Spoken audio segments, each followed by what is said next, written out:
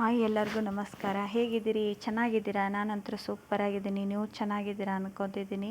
ಬನ್ನಿ ಫ್ರೆಂಡ್ಸ್, ಇವತ್ತು ಹೆಸರುಬೇಳೆ ತೊಗೆ ಮಾಡೋದು ಹೇಗೆ ಅಂತ ಹೇಳ್ಕೊಡ್ತಾ ಇದ್ದೀನಿ. ಇದಕ್ಕೆ ಹೆಸರುಬೇಳೆ ತೊಗೆ ಅಂತಲೂ ಕರೀತಾರೆ, ಮತ್ತು ಇವಾಗ ಹೆಸರುಬೇಳೆ ಪಾಯಸ ಅಂತ ಕರೀತಾರೆ. ಇದಕ್ಕೆ ಏನೇನು ಸಾಮಾನು ಬೇಕು ಅಂತ ತೋರಿಸ್ಬಿಡ್ತೀನಿ ನೋಡಿ. ಇವಾಗ 1/4 kg ಆಗುವಷ್ಟು ಹೆಸರುಬೇಳೆ ತೊಗೊಂಡಿದ್ದೀನಿ ನೋಡಿ. ಮತ್ತು 1/4 kg ಬೆಲ್ಲ, ಸ್ವಲ್ಪ ಒಣ ಕೊಬ್ಬರಿ, ಮತ್ತು ಗೋಡಂಬಿ, ದ್ರಾಕ್ಷಿ, ಶುಂಠಿ ಪುಡಿ, ತುಪ್ಪ, ಇವಿಷ್ಟೇ ನೋಡಿರಿ ಇದಕ್ಕೆ ಬೇಕಾಗಿರೋದು. ಫ್ರೆಂಡ್ಸ್, ನಮ್ಮ ಮನೇಲಿ ಮಕ್ಕಳಿಗೆ ತುಂಬ ಶೀತ ಆಗಿರೋದ್ರಿಂದ ನಾನು ಹೆಸರುಬೇಳೆ ತೊಗೆನ ಮಾಡಿಕೊಡೋಣ ಅಂತ ತೊಗೆ ಮಾಡ್ಕೊತಾ ಇದ್ದೀನಿ. ಇದಕ್ಕೆ ಹೆಸರುಬೇಳೆ ಪಾಯಸನ ಅಂತ ಕರೀತಾರೆ. ಈ ಶೀತಕ್ಕೆ ಮಾತ್ರ ಇದು ತುಂಬ ಚೆನ್ನಾಗಿ ಬರುತ್ತೆ ನೋಡಿ ಫ್ರೆಂಡ್ಸ್. ಮಕ್ಕಳಿಗೆಲ್ಲ ಶೀತ ಆದರೆ ಇದನ್ನು ಮಾಡಿಕೊಡಿ ನೀವು. ಹೆಸರುಬೇಳೆ ತೊಗೆ ಅಂತ ನಾವು ಕರಿತೀವಿ, ಹೆಸರುಬೇಳೆ ಪಾಯಸನೂ ಅಂತ ಕರೀತಾರೆ. ಇವಾಗ ಇದನ್ನು ಹೇಗೆ ಮಾಡೋದು ಅಂತ ನಾನು ತೋರಿಸ್ತೀನಿ. ಇವಾಗ ಹೆಸರುಬೇಳೆ 1/4 kg ಹೆಸರುಬೇಳೆ ತೊಗೊಂಡಿದ್ನಲ್ಲ, ಅದನ್ನು ಕ್ಲೀನಾಗಿ ತೊಳ್ಕೊಂಬರ್ತೀನಿ ನೋಡಿ. ಕ್ಲೀನಾಗಿ ತೊಳೆದಿಟ್ಟು ಒಂದು ಸೈಡ್ ಎತ್ತಿಟ್ಕೊಂಬಿಡಿ. ತುಂಬ ಚೆನ್ನಾಗಿ ಬರುತ್ತೆ ಇದು ಪಾಯಸ. ಒಂದು ಸಲ ಟ್ರೈ ಮಾಡಿ ಫ್ರೆಂಡ್ಸ್. ನೋಡಿ, ಇವಾಗ ಒಂದು ಕುಕ್ಕರಲ್ಲೇ ನಾನು ಹಾಕ್ಬಿಡ್ತೀನಿ ಇದಕ್ಕೆ ಸ್ವಲ್ಪ ತುಪ್ಪ ಹಾಕ್ಕೋತಾ ಇದ್ದೀನಿ ನೋಡಿ. ಸ್ವಲ್ಪ ತುಪ್ಪ ಹಾಕ್ಕೊಂಡು ಬಿಸಿ ಆದಮೇಲೆ ಗೋಡಂಬಿ, ದ್ರಾಕ್ಷಿ ಹಾಕ್ಕೊಂಡು ಮಿಕ್ಸ್ ಮಾಡ್ಕೋಬೇಕು ಇದನ್ನು ನೋಡಿ ಫ್ರೆಂಡ್ಸ್. ಹೆಸ್ರು ಕಾಳು ಮನೇಲಿದ್ದರೆ ಇನ್ನೂ ತುಂಬ ಚೆನ್ನಾಗಿರುತ್ತೆ. ಹೆಸ್ರು ಕಾಳನ್ನೇ ಹುರಿದು ಬ್ಯಾಳಿ ಮಾಡಿ ನೀವು ಅದನ್ನು ಸಹ ತೊಗೆ ಮಾಡಿದರೆ ಇನ್ನೂ ಟೇಸ್ಟ್ ಬರುತ್ತೆ. ಇದಕ್ಕಿಂತ ಟೇಸ್ಟ್ ಬರುತ್ತೆ. ಇದೇನು ಪಾಲಿಷ್ ಮಾಡಿರುತ್ತೆ, ಅದು ಪಾಲಿಷ್ ಮಾಡಿರಲ್ಲ, ತುಂಬ ಚೆನ್ನಾಗಿ ಬರುತ್ತೆ ಪಾಯಸ. ಹೆಸ್ರು ಕಾಳಿದ್ರೆ ಅದನ್ನು ಟ್ರೈ ಮಾಡಿ ನೋಡಿರಿ. ಇವಾಗ ನೋಡಿರಿ, ಫುಲ್ಲು ನಾನು ತುಪ್ಪ ಹಾಕಿದ್ದೆಲ್ಲ, ತುಪ್ಪಕ್ಕಾದ್ಮೇಲೆ ಗೋಡಂಬಿ, ದ್ರಾಕ್ಷಿ ಹಾಕಿ ಫ್ರೈ ಮಾಡ್ಕೊಳಕತ್ತೇನೆ ನೋಡಿರಿ. ಇದ್ರಾಗನ ಹೆಸರುಬೇಳೆ ಏನು ತೊಳ್ಕೊಂಡಿರ್ತೀರಲ್ಲ, ಆ ಹೆಸರುಬೇಳೆ ಹಾಕಿರಿ. ಹೆಸರುಬೇಳೆ ಹಾಕಿ ಅದನ್ನು ಸಹಿತ ಒಂದು 5 ನಿಮಿಷ ಫ್ರೈ ಮಾಡ್ಕೊಳ್ಳಿ ಸಾಕು ಫ್ರೆಂಡ್ಸ್. ನೋಡಿ, ತುಂಬ ಚೆನ್ನಾಗಿ ಬರುತ್ತೆ ಪಾಯಸ. ಮಕ್ಕಳಿಗೆ ಶೀತ ಆದರೆ ನೀವು ಇದನ್ನು ತೊಗೆ ಮಾಡಿಕೊಡಿ ಅಂತ ನಾನು ಹೇಳ್ತೀನಿ. ಇದಕ್ಕೆ ಸ್ವಲ್ಪ ಜಾಸ್ತಿ ಶುಂಠಿ ಪುಡಿ ಮತ್ತು ಎಲ್ಲ ಏಲಕ್ಕಿ ಪುಡಿ ಮಿಕ್ಸ್ ಮಾಡ್ಕೊಂಡು ಹಾಕಿಬಿಡಿ. ಇವಾಗ ಹೆಸರುಬೇಳೆನೂ ನಾನು ಅದಕ್ಕೆ ಹಾಕ್ಕೊತಾ ಇದ್ದೀನಿ ನೋಡಿ. ಇದರಲ್ಲೇ ನಾನು ಫ್ರೈ ಮಾಡ್ಕೊತೀನಿ. ತುಂಬ ಸಿಂಪಲ್ಲಾಗಿ ನಾವು ಹೆಸರುಬೇಳೆ ಪಾಯಸನ ಮಾಡ್ಕೋಬೋದು. ನಾವು ಜಾಸ್ತಿ ಶೀತ ಆದರೆ ಮಕ್ಕಳಿಗೆ ಇದನ್ನೇ ಮಾಡಿಕೊಡೋದು.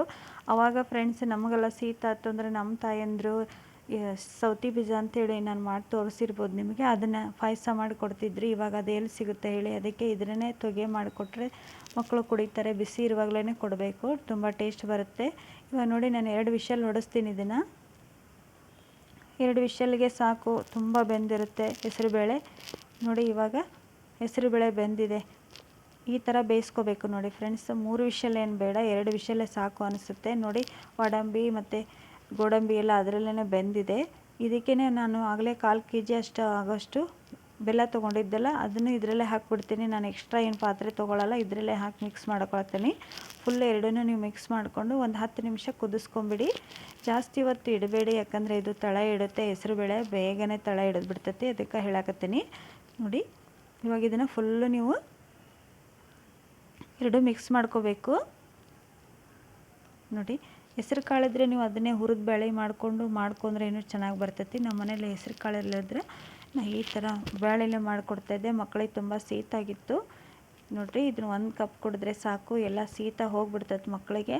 ನೀವು ಒಂದ್ಸಲ ಟ್ರೈ ಮಾಡಿ ಫ್ರೆಂಡ್ಸ್, ನೀವೇ ಹೇಳ್ತೀರಾ ಸೂಪರ್ ಆಗಿತ್ತಕ್ಕ ಅಂತ ನೋಡಿ. ಇವಾಗ ಫುಲ್ಲು 2 ಮಿಕ್ಸ್ ಆಯಿತು ನೋಡಿ, ಬೆಲ್ಲ ಮತ್ತು ಹೆಸರುಬೇಳೆ ಫುಲ್ ಮಿಕ್ಸ್ ಆಯಿತು. ಇದಕ್ಕೆ ಒಣ ಕೊಬ್ಬರಿ ಹಾಕ್ಕೊತಾ ಇದ್ದೀನಿ ನೋಡಿರಿ.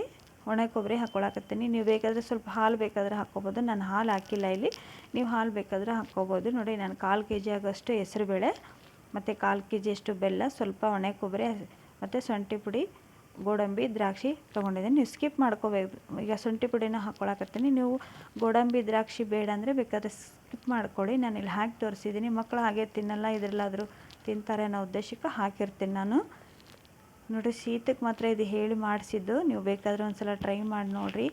ಬನ್ನಿ. ಮತ್ತು ಅವಾಗೆಲ್ಲ ಶೀತ ಆದರೆ ನೋಡಿರಿ, ನಮ್ಗೆ ಸೌತಿ ಬೀಜ ಪಾಯಸ ಮಾಡಿಕೊಡ್ತಿದ್ರು ನಮ್ಮವರು. ಈಗ ಸೌತಿ ಬೀಜ ಮಾಡೋದು ಕಮ್ಮಿ ಆಗಿದೆ. ಬೀಜನೂ ತುಂಬ ಚೆನ್ನಾಗಿ ಬರುತ್ತೆ ಪಾಯಸ. ಅದು ಅಂತೂ ಶೀತಕ್ಕೆ ಇನ್ನೂ ತುಂಬ ಬೆಟ್ರ್ ಅನ್ನಿಸ್ತೈತಿ.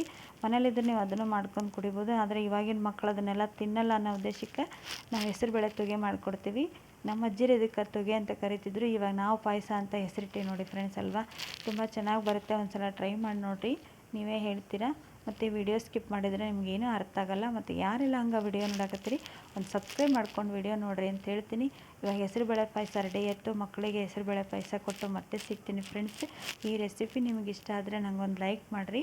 ಮತ್ತು ನನ್ನ ವಿಡಿಯೋ ಹೇಗೆ ಬರ್ತಾಯಿದೆ ಅಂತ ಕಮೆಂಟ್ ಬಾಕ್ಸಲ್ಲಿ ತಿಳಿಸಿ.